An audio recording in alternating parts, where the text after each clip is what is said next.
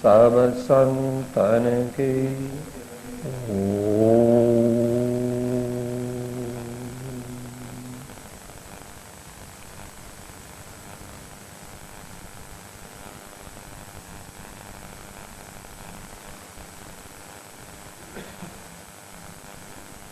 अपनी स्वाध्याय प्रवृत्ति में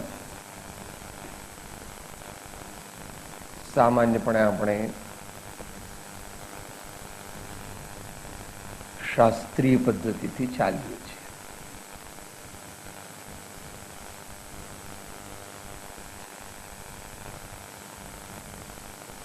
બધી પદ્ધતિ આમ તો શાસ્ત્રીય જ હોય જો સાચી હોય તો, પરંતુ કોકવાર સાદી ભાષામાં સાદા શબ્દોમાં પણ સમજવું જોઈએ. કારણ કે જે ધર્મ, જે ઉપદેશ આપણા જીવનમાં અંશે પણ ચરિતાર્થ ન થાય તે આભાસ માત્ર છે. કોઈ કે મેં સાહેબ ધાંજવાના જળનું પાણી પીધું ને, બહુ પીધું, તે કાંઈ નહીં કહેવાય. તૃષા તો એટલી ને એટલી જ રહી, ઉલટી વધી થોડી, કારણ કે પીવામાં થોડી શક્તિ વપરાઈ એ કાલ્પનિક, કારણ કે ઝાંઝવાનું જળ હોતું નથી. એમ કોઈ કે હું સાહેબ બહુ ધર્મ કરું છું, બહુ ધર્મ કરું છું, શું પણ મારું જીવન તો હાવ નકામું ખરાબ. તો કે પ્રભુ મારા સ્વામી તારી વાત સાથે સહમત થઈ શકતા, અને કોઈ પણ સંત પુરુષ પણ તારી વાત સાથે સંમત થઈ શકે. તો આજે જે થોડી ધર્મ વાર્તા કરીએ છીએ, આશરે 40-35 મિનિટ, તે જનતાને પણ 30% જેટલું ઉપયોગી છે, મુમુક્ષુને 70% જેટલું ઉપયોગી છે. એકદમ ઉત્તમ મુમુક્ષુ જ્ઞાની અને મુનિને 100% ઉપયોગી છે. જેવા પોતાના અંતરના ભાવો એટલે કે પોતાની યોગ્યતા, પોતાની પાત્રતા, એ પ્રમાણે આપણને ફાયદો થાય. મૂળ આ સ્વાધ્યાયનું સજેશન આપણા એક મુમુક્ષુ બહેને કરેલું. એમણે 3 શબ્દો આપ્યા હતા જે આજનું હેડિંગ છે: પ્રવૃત્તિ, વૃત્તિ અને પ્રગતિ.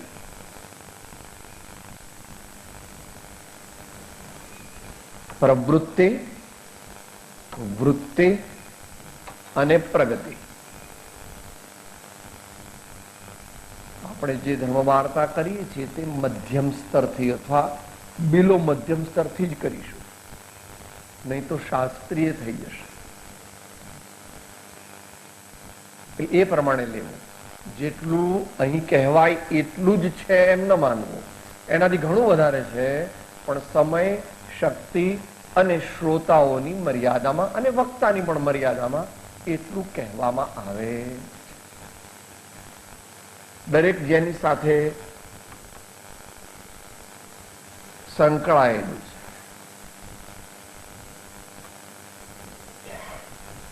મનુષ્ય માત્ર, પ્રાણી માત્ર કંઈક કંઈક પ્રવૃત્તિ કરે છે, અને એ દ્વારા એમ ઈચ્છે છે કે મને શાંતિ મળે, મને આનંદ મળે, મને કોઈ દી દુઃખ ન પડે.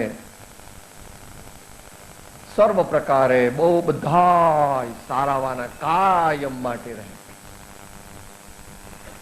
પણ જ્ઞાનીઓ કહે છે પ્રભુ મૂળમાં ભૂલ છે, કારણ કે તું જે માધ્યમથી કાયમી સુખ ચાહે છે તે માધ્યમ જ ક્ષણભંગુર છે. એમ ગુજરાતના આદિ કવિ કહે છે.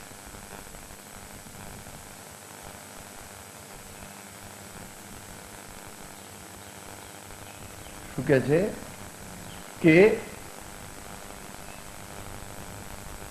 મૂઢ એ મૂળથી ભીત કાચી, મૂઢ એ મૂળથી ભીત કાચી.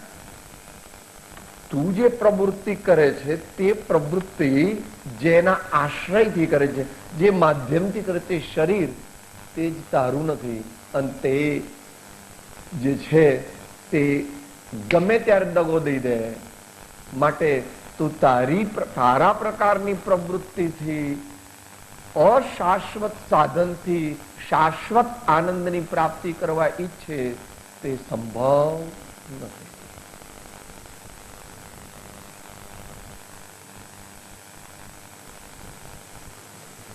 શરીરની પ્રવૃત્તિથી જ શાશ્વત સુખની ઈચ્છા રાખવી એ સર્વથા અસત્ય છે. કારણ કે શરીર પોતે જ નિત્ય નથી, શાશ્વત નથી. તો તેના માધ્યમથી, એટલે તે દ્વારા, એ નિમિત્ત ભલે હોય પણ એ સાક્ષાત કારણ હોય અને શાશ્વત આનંદ મળે એમ બને નહીં. કારણ કે જેવું કારણ હોય તેવું કાર્ય સંભવે છે. આત્માના માધ્યમથી જે કરે તે આત્મા શાશ્વત હોવાથી શાશ્વત આનંદની પ્રાપ્તિ થવી સંભવે છે. પ્રવૃત્તિ બધા કરે છે. તો સામાન્ય માણસ શું પ્રવૃત્તિ કરે છે? કૌટુંબિક પ્રવૃત્તિ કરે છે અને અર્થોપાર્જનની પ્રવૃત્તિ કરે છે. સામાન્ય દરેકને એ જરૂરી છે, આવશ્યક છે. જગતના સર્વ ગૃહસ્થોને માટે આવું બધું છે અને રહેવાનું છે. એ કઈ મટવાનું નથી. કૌટુંબિક પ્રવૃત્તિને ભગવાન શાસ્ત્ર ભાષામાં કામ કહે છે. અંશે એમાં અર્થ આવી ગયો. અને અર્થોપાર્જનની પ્રવૃત્તિને ભગવાન અર્થ કહે છે, આજીવિકા કહે છે. આ બંને એકબીજી સાથે સંકળાયેલી છે એટલે જુદા અક્ષરમાં. રંગ જુદો એક છે, આનો રંગ પછી જુદો થાય. આ બે એકબીજા સાથે જાય છે, એકબીજાની પૂરક છે.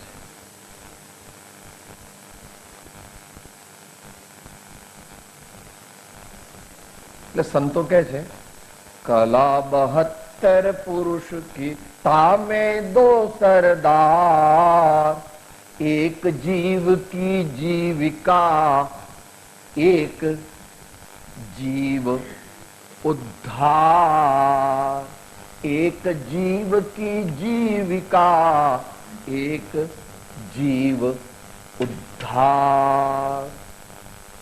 ચાલુ થાય જીવનો ઉદ્ધાર થવા.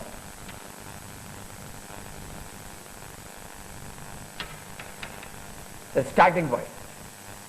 પછી આગળ જાય, આગળ જેવી પોતાની શક્તિ, યોગ્યતા અને totality of his personality, totality of his personality, યોગ્ય દ્રવ્ય, યોગ્ય ક્ષેત્ર, યોગ્ય કાળ, યોગ્ય ભાવ. એ વિશે વિશેષ કહેવાની કઈ જરૂર નથી.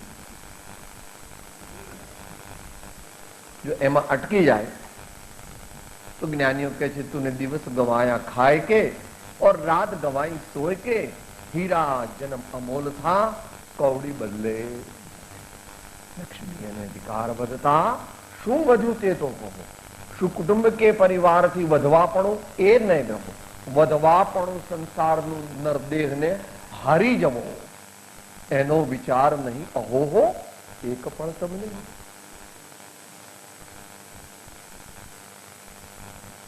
પણ એ પ્રવૃત્તિ હોય તો પણ એ પ્રવૃત્તિ ઉપાદેય બુદ્ધિ હોવી જોઈએ નહીં.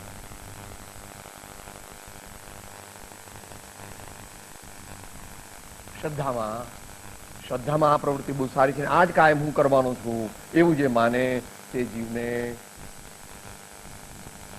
સત્યનો સાક્ષાત્કાર થાય નહીં, એટલે કે સાચા આનંદની પ્રાપ્તિ થાય નહીં. પણ જ્યાં સુધી એ કરવી પડે ત્યાં સુધી શું કરવું? તો કે પ્રેમપૂર્ણ જીવન વ્યવહાર, નીતિયુક્ત જીવન વ્યવહાર અને સપ્રમાણ જીવન વ્યવહાર.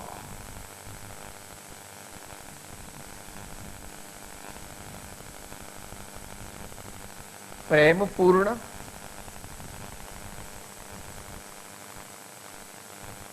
કારણ કે પ્રેમ તે વ્યવહારિક જીવનમાં પણ સુખી થવાનું સાધન છે. એટલે અહીંયા એમ કહેવા માંગે છે કે ભય, ભાગ ધમકી અને ખોટો દબાવ ડાલીને જીવન નથી. નીતિયુગ જરા ઊંચું છે, દરેક ધર્મ એ માન્ય કરે છે. ને સામાન્ય લોકો તો એમ જ માને છે કે આ જ પરમાર્થ ધર્મ છે. એ પરમાર્થ ધર્મનો ની નીવ, પરમાર્થ ધર્મનો પાયો છે, પણ પોતે પરમાર્થ ધર્મ નથી. એકલી નીતિથી મોક્ષ ન થાય, જેને દુનિયામાં નીતિ કહે છે તે.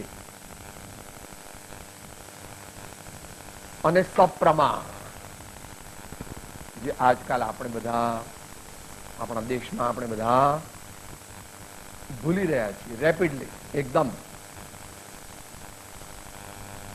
સવારે 4 વાગે પણ કમાવાની પ્રવૃત્તિ, 7 વાગે પણ કમાવાની પ્રવૃત્તિ, 10 વાગે પણ કમાવાની પ્રવૃત્તિ, 12-1 વાગે પણ પ્રવૃત્તિ કમાવાની, સાંજના પણ પ્રવૃત્તિ, રાતના પ્રવૃત્તિ, ઘેર આવે ત્યારે બધી ફાઇલો લઈને આવે, 12-1 વાગ્યા સુધી એની એ જ પ્રવૃત્તિ.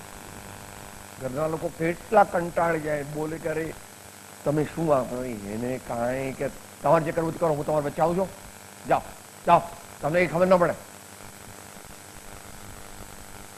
ધન તણું ધ્યાન તું અહો નિશ આદરે, એ જ તારે અંતરાય મોટી.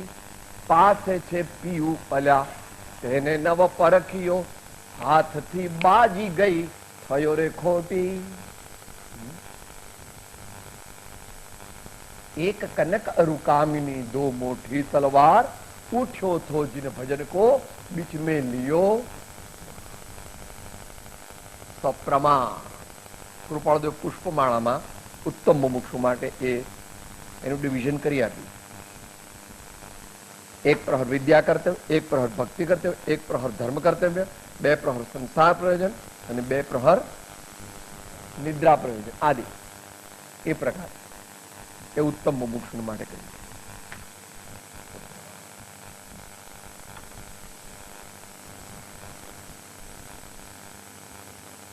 જેને ઘરના માણસો સાથે વાત કરવાનો સમય નથી, બાળકો સાથે વાત કરવાનો સમય નથી, જેને પડોશીને મદદ કરવાનો કોઈ સમય નથી, જેની પાસે કોઈ સમય જ નથી, એ જીવ એ દુર્ગતિગામી થઈ રહ્યો છે. Rapidly he is dashing towards the hell, he is dashing towards the hell. એમ ભગવાન મહાવીર કહે છે. તત્વાર્થ સૂત્ર બહુવારંભ પરિગ્રહા નારકસ્ય આયુષ્ય. ભગવાન કહે છે, વર્ધમાન સ્વામીની આજ્ઞાથી ઉમા સ્વામી ભગવાન કહે, અને સર્વ સંતો પણ એમ કહે કે કામ, ક્રોધ અને લોભ એ 3 પ્રકારે નરકના મુખ્ય દ્વાર છે.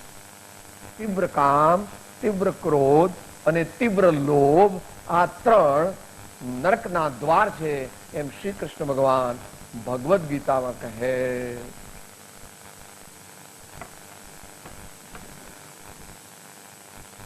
હવે થોડા જલ્દી ચાલવું પડશે, નહીં તો સમય નહીં. નિષ્કામપણે અને તત્વ દ્રષ્ટિ સહિત અથવા તત્વના લક્ષ્ય સહિત આમ કરવું. શેની વાત ચાલે છે? પ્રવૃત્તિની વાત ચાલે છે. શું કરવું? આ કરવું. કેવી રીતે કરવું? નિષ્કામપણે. કેવી રીતે કરવું? તત્વ ના લક્ષ્ય સહિત કરવું. યથાપદવી. જેને જેટલો પુણ્યનો ઉદય હોય, ગુરુઓની કૃપા હોય અને પોતાની જાગૃતિ હોય એટલું કરી શકે. માટે ભક્તિ, પૂજા અવશ્ય કરવા એવી સર્વજ્ઞ ભગવાનની આજ્ઞા છે. સંત સદગુરુનું સાનિધ્ય અને તેમની સેવા.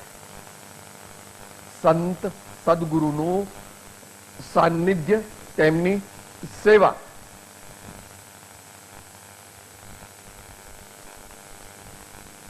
નિયમિત પોતાનું મન રાખવું અને નિયમિત પોતાની ઇન્દ્રિયો રાખવી. સાદી ભાષામાં લખ્યું. તમે વિદ્વાન લોકો ઇન્દ્રિય નિગ્રહ અને મનો નિગ્રહ એવું કહો, એનો વાંધો નહીં, ભાષા ગમે તે વાપરો. આપણે સાદી ભાષામાં વાત કરીએ. Regularity in all activities related to the mind and all activities related to the senses.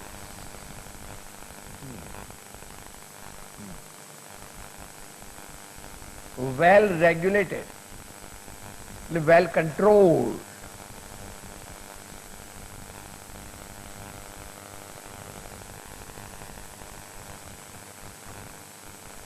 દાન.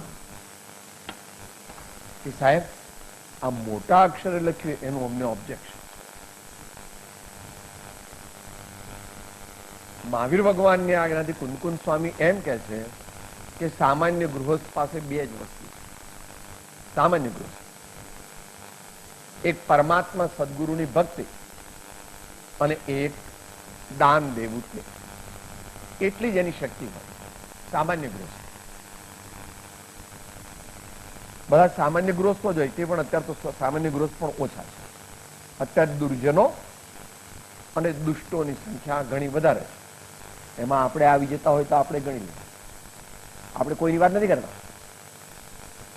શું તો સામાન્ય સજ્જન, સામાન્ય ગૃહસ્થ હોય એ આત્મજ્ઞાન પામે ને આત્મજ્ઞાનનો પ્રયત્ન કરે ને એવું બધું બનતું. It's a long drawn gradual process. એટલે ભગવાન મહાવીર સ્વામી એટલે સર્વજ્ઞ ભગવાનની આજ્ઞાથી આચાર્ય ભગવાન કહે છે કે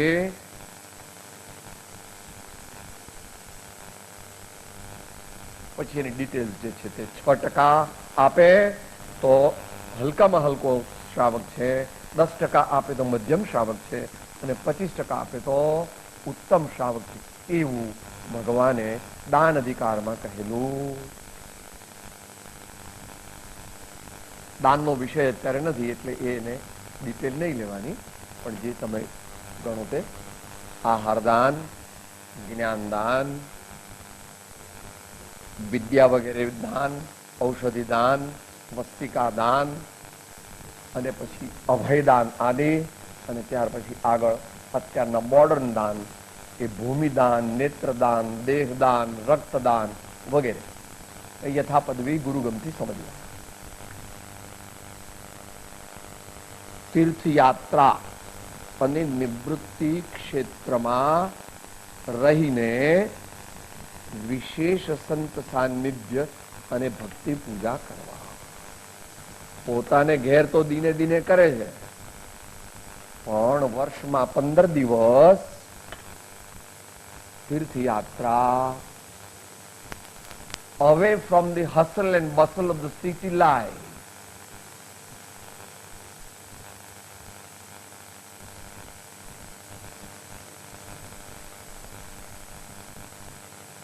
બધી ઘરની માથાકૂટ અને બધી ઘરની લપછપ ને બાજુમાં મૂકીને તીર્થયાત્રા, નિવૃત્તિ ક્ષેત્ર આસેવન, આ બધું નિષ્કામપણે કરે તો ઉત્તમ ફળ મળે અને તત્વલક્ષ્ય કરે તો મહાન પુરુષ કહેવાયની છે. કોઈ કહે એવા આપણે નથી, આપણે જેવા છીએ તેવા છીએ. એટલે બધા એમ કે છે કે હું આવો છું, બધા કે નહીં ગણવાનું. તારા ભાવ કેવા છે, તારું જીવન કેવું. કોઈ ગમે તે કે સર્વજ્ઞ ભગવાન આપણને કેવા જુએ છે અને આપણા ભાવ, આપણો અભિપ્રાય કેવા છે એવા આપણે છીએ. કોઈના કહેવાથી બીજી વસ્તુ બદલાઈ જતી. આપણે બધા કહીએ કે સાહેબ આ સ્ટીલનો નથી પણ સોનાનો. બીજા 2-5 હજાર માણસોને અમદાવાદથી બોલાવીને મોટેથી બોલીએ આ રોડ સોનાનો છે, આ રોડ સોનાનો છે, આ રોડ સોનાનો છે, તો સોનાનો થઈ જાય? સાહેબ બધા કહે છે ને, બધા કહે તેવું વસ્તુનું સ્વરૂપ નથી. જેવું વસ્તુનું સ્વરૂપ છે તેવું છે. એટલે ધર્મ વસ્તુ સ્વભાવ, એટલે પ્રવૃત્તિની વાત છે. આ બધી પ્રવૃત્તિ અહીંયા જરાક ઇન્ટ્રોડક્શન છે. જૈન પરંપરાની પરિભાષામાં એને યોગની પ્રવૃત્તિ, શરીર અને વાણીની વાત મુખ્ય છે આમાં. અને હવે જે આવે છે વૃત્તિ, એ વૃત્તિનો સામાન્ય અર્થ છે આપણા જે વિચારો થાય, વિચારો આવે અને વિચારો કરીએ તે, અથવા એ જ ભાવ, અથવા એ જ સજગતા. સજગતા સ્વયંની જાગૃતિ, આત્માની જાગૃતિ. વૃત્તિ, વૃત્તિ અરૂપી છે પોતે. વૃત્તિ પોતે અરૂપી છે.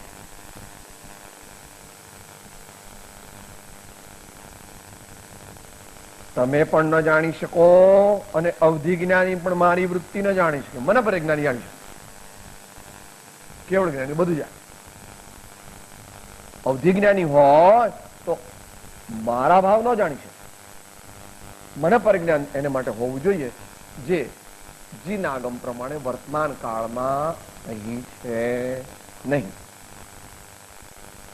ભગવાન મહાવીર નિર્વાણ પામ્યા ત્યાર પછી 3 વર્ષ 8 માસ અને 15 દિવસે જે વ્યક્તિ જન્મી હોય એને આ બધી વસ્તુઓ હોતી પ્રાપ્ત થઈ શકતી નથી એવું જીનાગમમાં કહ્યું. આ જ્ઞાનની મુખ્યતા છે, આ ચારિત્ર્યની મુખ્યતા છે, અને આ પોતાના પ્રયત્નની મુખ્યતા છે. વસ્તુ એકની એક જ છે. જ્ઞાનની મુખ્યતાથી થાય, ચારિત્ર્યની મુખ્યતાથી થાય, અને વર્તમાન પ્રયત્નની મુખ્યતાથી. આ કેવા રાખવા, આપણી વૃત્તિ કેવી હોવી જોઈએ?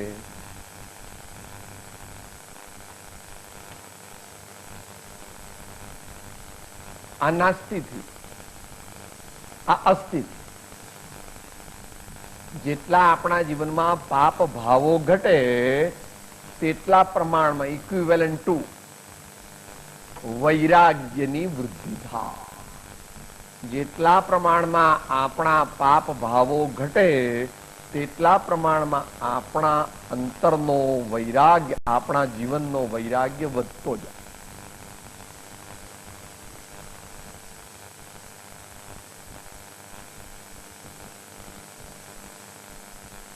વૃત્તિની વાત ચાલે એટલે આપણે કેવી વૃત્તિ રાખવી?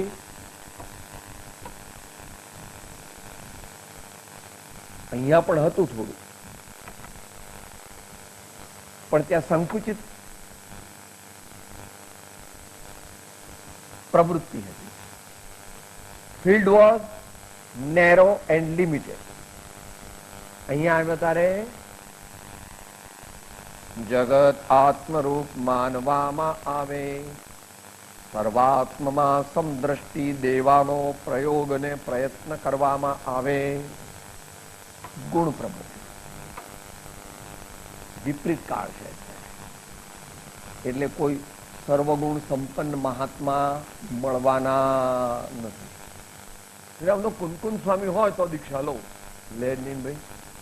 અને કુનકુન સ્વામી તને દીક્ષા આપે પણ આ જીવ જૂઠો છે. એટલે એમ સાહેબ અત્યારે તો હવે આ બધું બરાબર નથી ને, કાળ બાળ બરાબર નથી, મારા સંજોગ બરાબર નથી, પણ હું મરીને પછી સિમંદર ભગવાન પાસે જઈશ ને એટલે પછી ધર્મ તો સિમંદર ભગવાન પાસે જાય એવી સંભાવના નથી. અને કદાચ બાય ફ્લુક જતો રહે તો એમની કોઈ વાત તું માનવાનો નથી. તારી ગાડી રિવર્સમાં ચાલે. માટે ગુણ પ્રમો, ગુણથી ભરેલા ગુણીજન દેખી હૈયું મારું નૃત્ય કરે. તે સંતોના ચરણ કમળમાં મુજ જીવનનું અર્ઘ્ય મળે. રહે સદા સત્સંગ ઉन्हीं का, ध्यान उन्हीं का नित्य रहे, उन्हीं जैसी चर्या में यह चित्त सदा अनुरक्त. અંતિમ સંદેશમાં પણ લીધું, ગુણ પ્રમોદ અતિશય રહે, રહે અંતર્મુખ યોગ, પ્રાપ્તિ શ્રી સદગુરુ વડે જીન દર્શન અનુયોગ. Intense love and aptitude for virtuosity. Intense love and aptitude for virtuosity.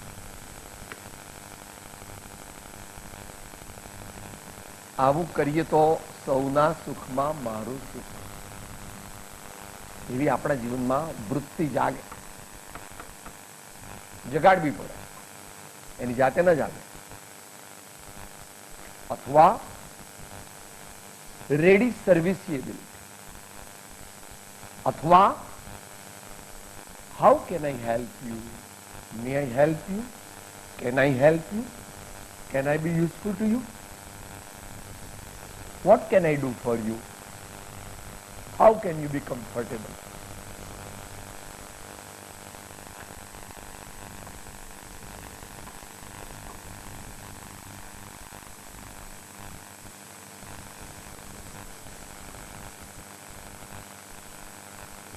હવે આગળ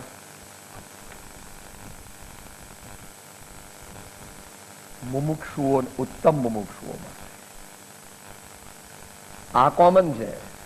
અહીંયા હોય તો પણ અને અહીંયા હોય તો પણ, આ બે કોમન છે. સકામી સુમિરન કરે પાવે ઉત્તમ ધામ, નિષ્કામી સુમિરન કરે પાવે અવિચળ ધામ. અને તત્વલક્ષી,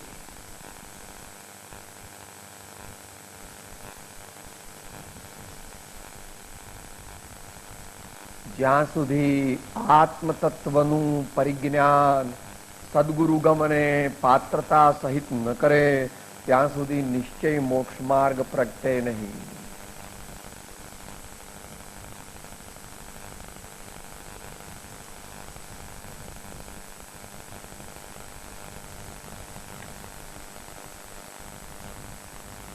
વૃત્તિ થોડી ડિટેલમાં લે, જેમ કીધું હતું, પણ સમય શક્તિ બંને મર્યાદિત છે. સત્સંગની ઉપાસના કરવી. સત્સંગમાં જાય છે ખરા બધા, સત્સંગ કરે છે, પણ સત્સંગ કરવાનો નથી, સત્સંગની ઉપાસના કરવી. આનો અર્થ અસંગના લક્ષ્ય, આત્માના લક્ષ્ય. એમ 609 કહ્યું. વચનામૃત 609. ગુરુગમ સહિત સ્વાધ્યાય. સ્વાધ્યાય ઘણા લોકો કરે છે, પણ ગુરુગમ નથી. અને સત્પાત્રતા પણ ઓછી છે. સત્પાત્રતા નથી એટલે જ પોતે જાતે સ્વાધ્યાય કરે છે. તો પોતે ગમે તેટલો સ્વાધ્યાય કરે તો કામમાં ના આવે. એમ કે આત્માદેય અસ્તિત્વના જે નિરૂપક શાસ્ત્ર. સેકન્ડ બે, પ્રત્યક્ષ સદગુરુ યોગ નહીં, ત્યાં આધાર સુપાત્ર. જગતના જીવો ઘણા બધા શાસ્ત્રો જાણે, વાંચે, મોઢે કરે ને બીજાને ઉપદેશે તો પણ તેમને નિશ્ચય મોક્ષ માર્ગની પ્રાપ્તિ થાય. ગુરુગમ સહિત સ્વાધ્યાય. એટલે આનંદગંજી મહારાજ કહે છે, ગુરુગમ લેજો રે જોડ જીનેશ, ગુરુગમ લેજો રે જોડ જીનેશ. અને કૃપાળુ તો એમ કે છે કે એક જ ઉપાય, જીન પ્રવચન દુર્ગમ્યતા થાકે અતિમતિમાન, અવલંબન શ્રી સદગુરુ સુગમ અને સુખખા.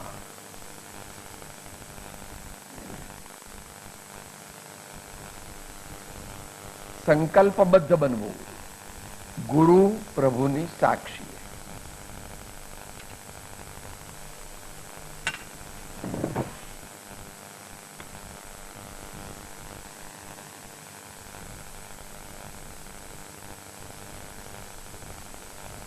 हमने थोड़ा संकल्प नो प्रयत्न करो, अभ्यास करो. संकल्प है हमारा इंसान हम बनेंगे, इंसान बन गए तो भगवान भी. Will power is the main instrument for spiritual development.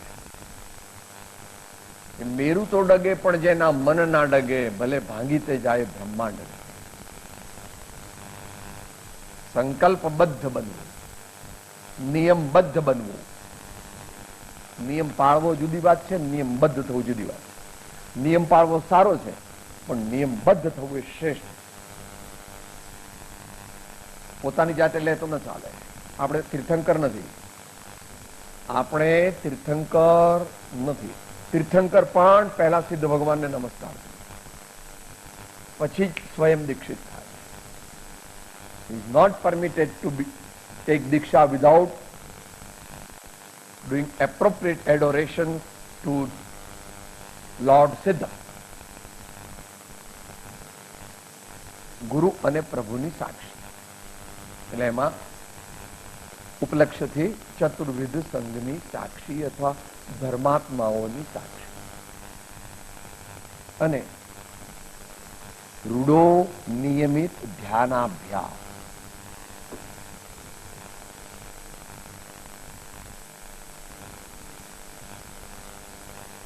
એકાગ્રતાનો અભ્યાસ. કેવી એકાગ્રતા? રૂઢી.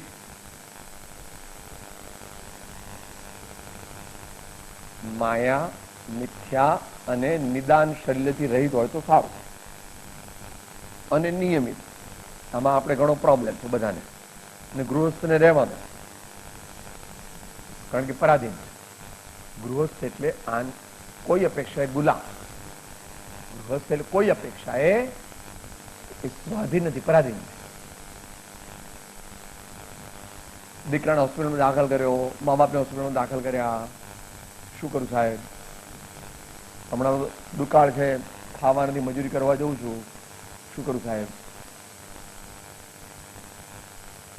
એટલે ભગવાન સર્વસંગ પરિત્યાગ કરે. ત્યારે પોતાનું બળ વધી જાય ત્યારે રૂડો નિયમિત ધ્યાનાભ્યાસ. સાદી ભાષામાં બોલું, તમે વિદ્વાન લોકો એને વ્યવહાર કે નિશ્ચય ધર્મ ધ્યાનનો નિયમિતપણે અભ્યાસ એવું કહો છો, એટલે વાંધો નહીં. કોરી વિદ્વત્તાથી મોક્ષ પ્રાપ્ત થવાનો નથી. અનંતકાળ અભ્યાસ કરે ને મોટો વિદ્વાન ગમે તેટલો થાય તો પણ એ વિદ્વત્તા સાથે વિનય હોય, વિદ્વત્તા સાથે સદગુણો હોય, વિદ્વત્તા સાથે આત્માનો લક્ષ્ય હોય તો કામ થાય. બસ આ વાત થઈ વૃત્તિની. પ્રગતિમાં તો ટૂંક છે.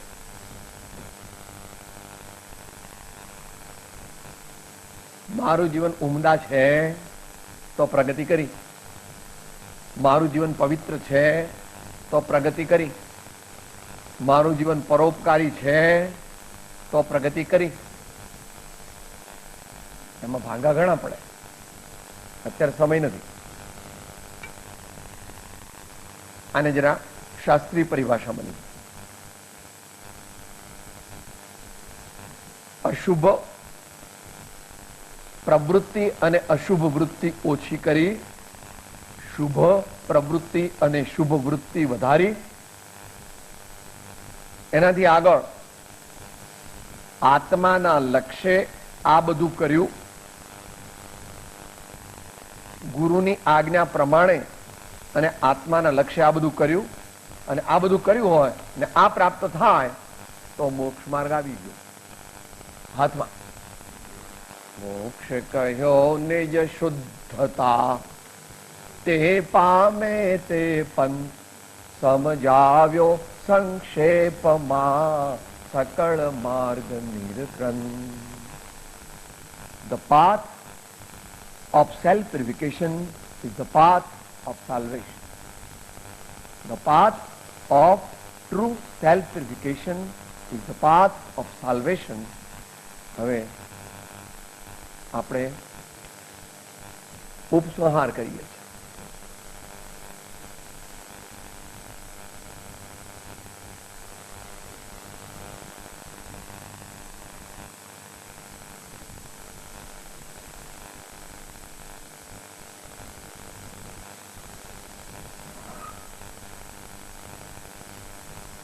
ઇન્વેજ છે,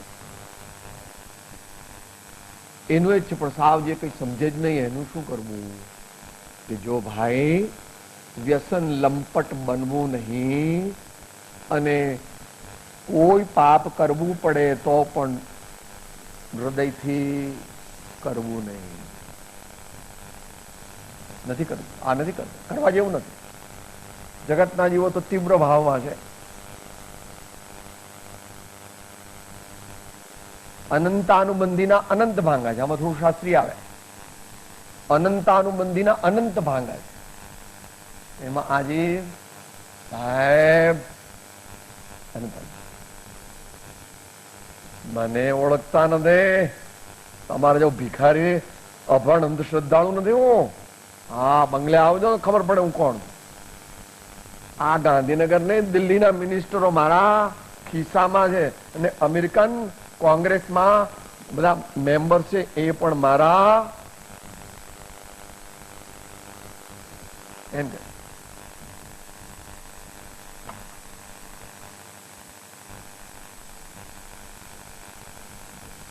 એમાંથી મંદ પાપ જવાય કઈ એને ગાળ દીધી સાહેબ, મને એને ગાળ દીધી. આપણે એને વધીશું, હ આપણે એને કહીશું, ગાળ નહીં દેવાય. હ ના ના, મારો મારો બહુ એકદમ મારો. શાંતિ શાંતિ.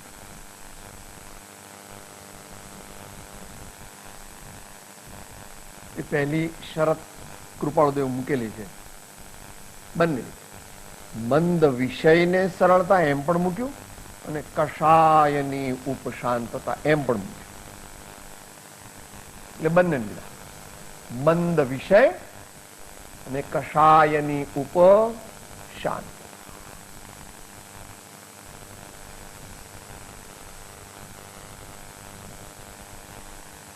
એમાંથી આ તો નેગેટિવ, હવે પોઝિટિવ કે સામાન્ય પુણ્ય. આપતા જાઓ, સારું કરતા જાઓ, મદદ કરો, જતું કરો, હા મંદિર જાઓ, સંતોનો સમાગમ કરો. બહુ સમજણ નથી આવી, બહુ હજુ પણ લાગો લાગો, જલ્દી જલ્દી. ઘડપણ આવશે એવો નિયમ નથી. આ જમાનામાં તો વધારે બંને એક્સિડન્ટથી જુવાનો મરી જાય અને હાર્ટ એટેકથી જુવાનો મરી જાય. નાની ઉંમરમાં વધારે મરી જાય. બહેનોને એવું નથી હો પાછું.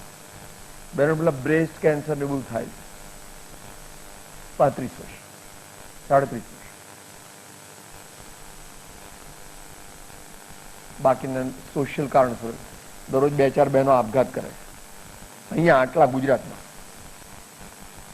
છોકરાને પેલા ગેસ છાંટે, પછી પોતે કે ચાલો નવડાવું નવડાવું એમ કરીને લઈ જાય બાથરૂમમાં, બંધ કરી દે ઉપરથી, પછી પોતે સળગી જાય. છોકરાઓને પણ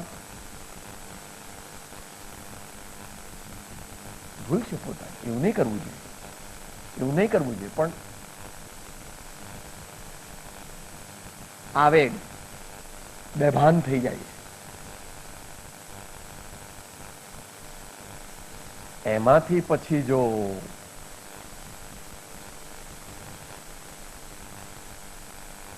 મારે કાંઈ પણ જોઈતું નથી,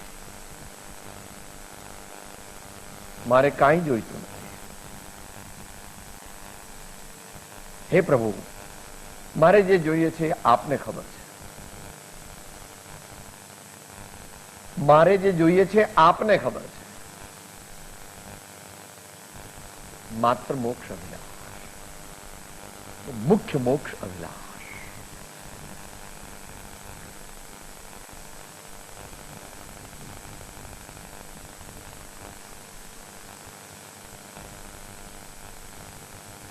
ઉત્તમ મુમુક્ષુ કરી શકે.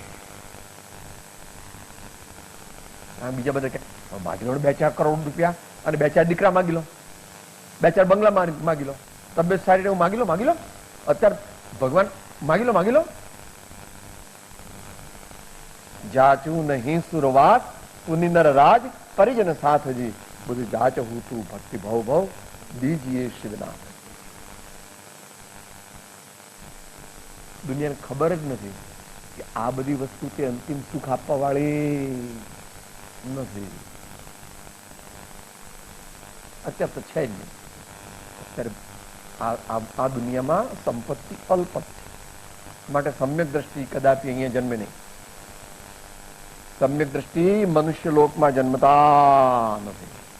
એમણે જે પુણ્ય કર્યું છે એ પુણ્યને અનુરૂપ જે બાહ્ય સુખના સાધનો તે મધ્યલોકમાં છે નહીં. They have to go to heaven. એક શાસ્ત્રી વાત છે. ઠીક, વિશિષ્ટ પુણ્ય કરનારા 2 પ્રકારના લોકો.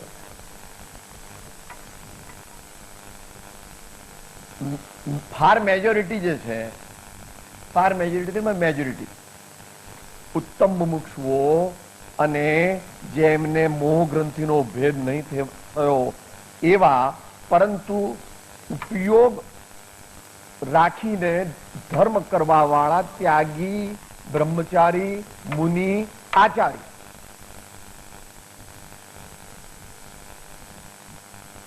જાગૃત એટલે એકલી ઉપયોગની, એકલી યોગની પ્રવૃત્તિ નથી કરતા. ભાવ સારા રાખે, સારા ભાવ રાખે છે, પણ આત્માનો લક્ષ્ય નથી, આત્માની દ્રષ્ટિ નથી.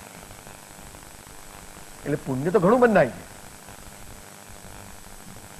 યોગથી પણ પાપ કરતા નથી, ઉપયોગથી પણ પાપ કરતા. વિશિષ્ટ પુણ્ય તો બંધાય છે, પરંતુ આત્માનો લક્ષ્ય નથી, એટલે સંવર્ણ રીજડા નથી, અને તેથી એની મર્યાદા છે. શાસ્ત્રીય વાત છે કે એવો ગમે તેવો મહાત્મા 3 કાળ 3 લોકમાં હોય તો પણ તે 9 ગ્રેવેગથી ઉપર જઈ શકે નહીં. 3 કાળ 3 લોકમાં એવું સર્વજ્ઞ ભગવાને કહ્યું.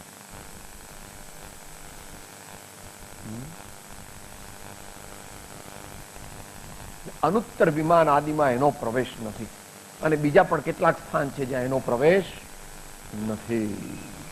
આવું સર્વજ્ઞ ભગવાન. અમારા સ્વામી બહુ મોટા છે, પણ અમારા સ્વામીની વાત કરીએ તો તમે જેલમાં પૂરી હોસ્પિટલમાં સિકાયટ્રિસ્ટને આપી દો કે આ ગોંડાને કંઈક કરો, નહીં તો એને પછી એવું ઝેરનું ઇન્જેક્શન આપો, પતી જાય જલ્દી. બડબડ કરે છે, ગોંડું બોલે છે, લોકોને ખોટે રવાડે ચડાવે છે. પુણ્યાનુબંધી પુણ્ય એ સમ્યક દ્રષ્ટિ ધર્માત્માઓને અને સમ્યક દ્રષ્ટિ મુનિજનોને હોય. મારે નથી જોઈતું, તારે નહીં, તારા પપ્પાને પણ જોઈએ. તીર્થંકર ભગવાને એવું ભેગું કર્યું હતું, ત્યારે પછી છેલ્લા ભાવમાં ઘણા ભાઈઓ પૂછે, સાહેબ આ તમારા ભગવાન એવા કેવા કે રાજા સમ્રાટને ઘેર જ જન્મે? તમારા ભગવાન કોઈ ખેડૂત કે આ હરિજનને ભંગીને ત્યાં જન્મે, શું વાંધો? કે ભાઈ વાંધો કઈ નહીં, પણ એવું કોઈ દી થયું નથી ને એવું કોઈ દી થવાનું. કોઈ તીર્થંકર જન્મવાના ખરા? તીર્થંકર ભગવાન જયારે મનુષ્ય જન્મ અંગીકાર કરે ત્યારે કોઈ એવી રીતે એવી જગ્યાએ જન્મે ન જન્મે. સમ્યક દ્રષ્ટિ જ ન જન્મે તો એ ક્યાંથી જન્મે? સમ્યક દ્રષ્ટિ જન્મે 8 જગ્યાએ જન્મતા નથી, તો સમ્યક દ્રષ્ટિ તો કઈ જ નથી. મારા સ્વામી પાસે સમ્યક દ્રષ્ટિ તો કઈ જ નથી. સમુચ્ચય મોક્ષ સામગ્રી. આવા શરીરથી મોક્ષ ન જવાય, આવા કાળે મોક્ષ ન જવાય. પૂર્ણ મોક્ષ એ કારણ નથી, પણ સહયોગી બાહ્ય સામગ્રી. ત્રણ કાળ ત્રણ લોકમાં કોઈ મગરનો મોક્ષ ન થાય, કોઈ હાથીનો મોક્ષ ન થાય, અને કોઈ સામાન્ય મનુષ્યનો મોક્ષ થાય. એના માટે તો ઉત્તમ સહનન જોઈએ. એ ઉપરાંત બીજું બધું ઘણું બધું જોઈએ. આવી બધી સામગ્રી એ પુણ્યાનુબંધી પુણ્યથી પ્રાપ્ત થાય. અને પછી જયારે બધું ભેગું થાય ત્યારે પૂર્ણ મોક્ષ. અહીંયા મોક્ષનો અર્થ મોક્ષ ન સમજવો, અહીંયા મોક્ષનો અર્થ પૂર્ણ મોક્ષ સમજવો. કારણ કે મોક્ષ તો અહીંયા થઈ ગયો. આત્મજ્ઞાન ત્યાં મુનિપણું તે સાચા ગુરુ હોય ત્યાં મોક્ષ તો થઈ ગયો. 6 પદપત્રમાં છેલ્લે બોલો છો ને, શ્રદ્ધા અપેક્ષા એક જ્ઞાન થયું છે, વિચાર દશા એક જ્ઞાન થયું છે, ઈચ્છા દશા એક જ્ઞાન, મુખ્ય નૈતિક જ્ઞાન વર્તે છે વગેરે. અહીંયા પૂર્ણ મોક્ષની વાત. આ પ્રમાણે કરીએ તો પ્રવૃત્તિ, વૃત્તિ અને પ્રગતિ આપણા જીવનમાં આપણે કેવી રીતે કરવા એની વાત થઈ. ટાઈમ તો થઈ ગયો છે એટલે મને લાગે છે પ્રશ્નોત્તરી સંભવશે નહીં. કાલે કેવી રીતે વિચારવી હશે તો વિચારીશું. આ પેલી બાજુ મૂકી રાખો. કોઈને કંઈક એના પર પૂછવું હોય કે એનો વિસ્તાર કરવો હોય તો અત્યારે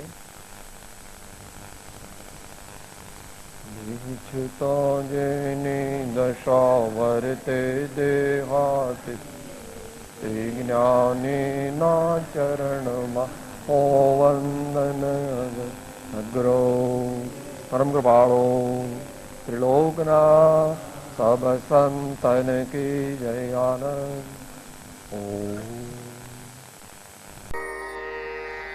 હું આત્મા છું, આપનો સેવક છું, સૌનો મિત્ર છું.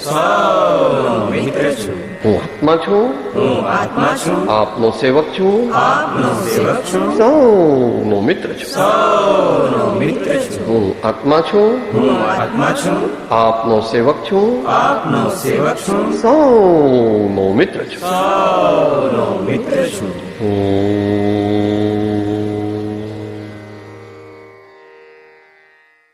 જય સદગુરુ વંદન. જય જય સદગુરુ વંદન. જય જય સદગુરુ.